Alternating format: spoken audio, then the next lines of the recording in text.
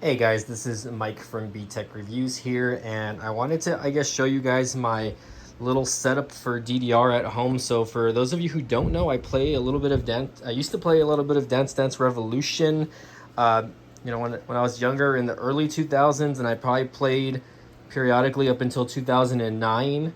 And after that time, I was going through a lot of personal stuff in my life. I kind of just stopped playing. So around COVID time, I want to say maybe, March of 2020, I had a friend that had an arcade machine, and he actually sold me one of his pads, which I've been playing with at home. So what I did was I bought a little part that allowed me to play on my laptop over there, and from there my laptop is connected to my TV, so I get to play here at home. But I wanted to kind of show you guys my setup. I did buy a new part for it, and the reason being is because the panels don't light up like they would in the arcade, so I wanted to change that. This is kind of dirty, by the way. But anyways, I did buy a part. It's called a DDR Pad to PC. I guess it's like a little custom board, and then here's the power cord for it. So I'm gonna kind of, just do a mini vlog for you guys and get this going. See if we can connect this, disconnect the one I have connected, which is in here right now, and then get this new one plugged in. So let's see if we can get this going. All right, so I'm gonna need two tools for this. I'm gonna need a hex tool and then a regular Phillips head screwdriver. And again, I'm gonna remove the top left plate over here really quick. So again, I'm not gonna time lapse through this just because it's only 4 screws, and it shouldn't take me that long to disconnect here. I just hope my dog doesn't come over here and start eating the screws, because my dogs are kind of weird like that.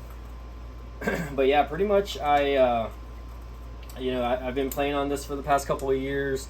Shout out to my buddy Max, who sold me the pad. He actually owned a DDR machine, and then he bought another machine, and I guess towards the end he just decided to part it out. The arrows themselves don't look like DDR arrows. They're actually from a game called In the Groove, which is it's another game that, again, let me see if this one works. Oh yeah. Hold on, no, it's not big enough. So it's from another game called In the Groove, and that game was kind of like a bootleg of what DDR was in the early 2000s. But the thing about that is, it was the guy who created it, Kyle Ward, I guess, didn't patent it or something like that. I don't know exactly what happened. And see if I can lift this up.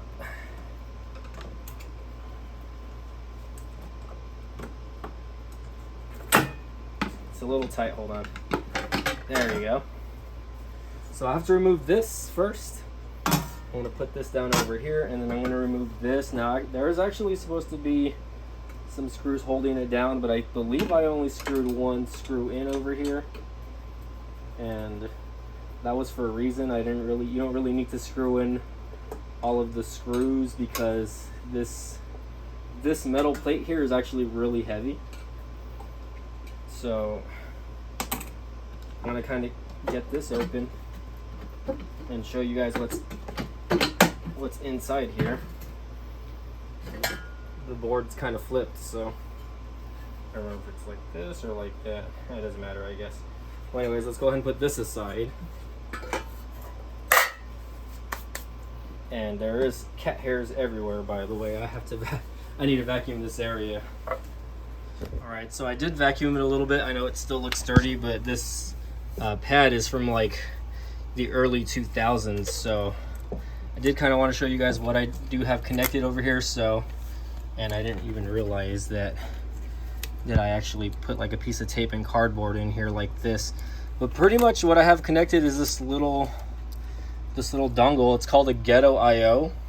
See if I can get that to focus here. But pretty much each panel has a connector that goes to each arrow. Each panel has 4 sensors inside. It has one sensor here, one sensor here, one sensor here, and one sensor here. Say hi to Chula, guys.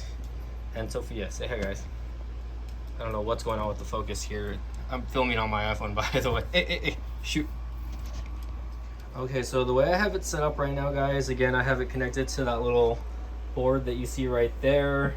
And I'm actually going to, again, it's still connected, so I just kind of want to show you guys what happens when I step on it, right? So right now I have the game that I usually play on already. So I'm stepping on the down arrow, and the down arrow picks up like that, right? Same thing with the right arrow. This is the right arrow. And again, it's picking up signal, up arrow, which definitely not as sensitive as the other ones. I might have to actually like try to work on that one, because I'm like tapping it pretty hard and it's not really picking up signal. The right arrow seems to work pretty good, and then the left arrow, which I'm tapping on currently. But yeah, pretty much what I'm going to do is I'm just going to replace this little board with the new one, and then the new one is actually supposed to it's basically just supposed to make the lights work on the inside of the panels also. I'm going to probably try to open one of these just so that you guys can see yourself, and then we'll get that going. And just for reference, this is what the new board looks like. If you're in the community, you know where to get these. I got this actually off Etsy for about $70, but there's a website called DDRpad.com that sells them for about $100. But I don't know if the guy that sells these on Etsy is the same producer of them and just sells them a little cheaper on there. But this is what it looks like. And again, it's pretty basic. It's a pretty basic board. What I'm going to do is I'm just going to connect those 4 connectors that are right here, 1, 2, 3, 4. I'm going to plug this USB Type-C cable into that cable, and then we're going to basically just get it going. I really don't know what these ones are for. I guess I'm going to have to figure that out. I'm going to have to rewatch the video, see what's going on there. But it comes with 4 little connectors like this, and then it comes with a power connector. So I'm going to go ahead and see if I can get this set up. Let's see how it turns out.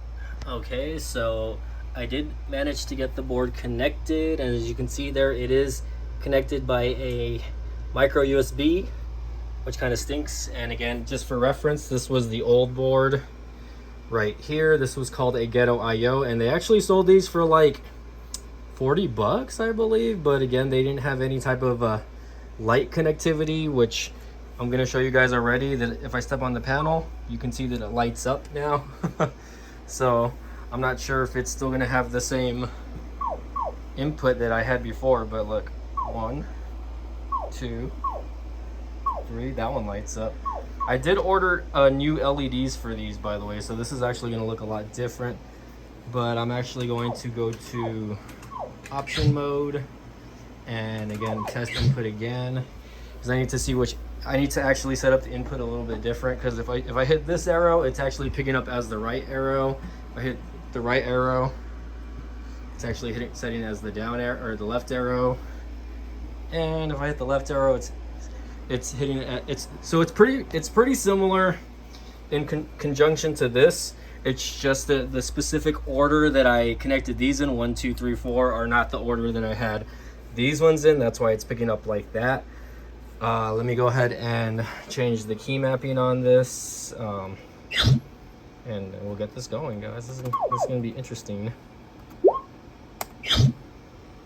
Okay.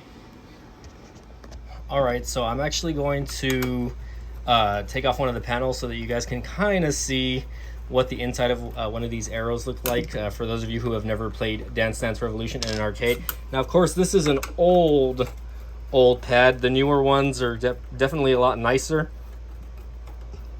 but you know, again, and if you're wondering why the inside brackets are black, it's because I custom ordered these from the website ddrpad.com. They're actually not metal like the outer ones. These ones are metal. These ones are kind of like a hard plastic, and the reason being is because I didn't want to be stepping on big screws like this when playing, because it ruins the shoes and hurts your feet, and it's just harder to play. So I bought these countersunk arrows and panels with this, and you know, just so you guys can see what it looks like on the inside. Let's see if I can get the pan open. 1 second, there we go. Definitely a lot harder from what I remember. Okay, so here's the panel. That's what it looks like, right? It's just a piece of plastic. But yeah, so pretty much there's 4 sensors in each one of these. I only have 1 sensor connected though, but again, if you press it, you can see here that The neons do work. Now, I did actually order a set of LED lights, because as cool as these panels are, and as cool as the lights are, right, you can see here that it's like a neon pink. These fluorescent bulbs actually go bad after a while. So first of all, cool that this actually works. Pretty good $70 investment. I should have probably bought this from the get-go, but I guess I was being cheap about it, and it got the job done for about a year and a half, almost 2 years. But yeah, you know, again, that's pretty cool. And again, this is the sensor, this little L bracket that you see here. I need to tighten these, by the way. It's really loose. You know, is one of the what you step on that triggers the sensor, which of course goes back to the game. So again, guys, this is Mike from BTech Reviews signing off. I'm gonna go ahead and get this set up and maybe play a few rounds myself before it gets later this evening, but not bad. Thanks again for watching. If you guys like the video, have any questions, feel free to leave us, you know, a comment in the tell section down below, and maybe I'll try to answer them as best as I can. Thanks again for watching. We'll see y'all next time.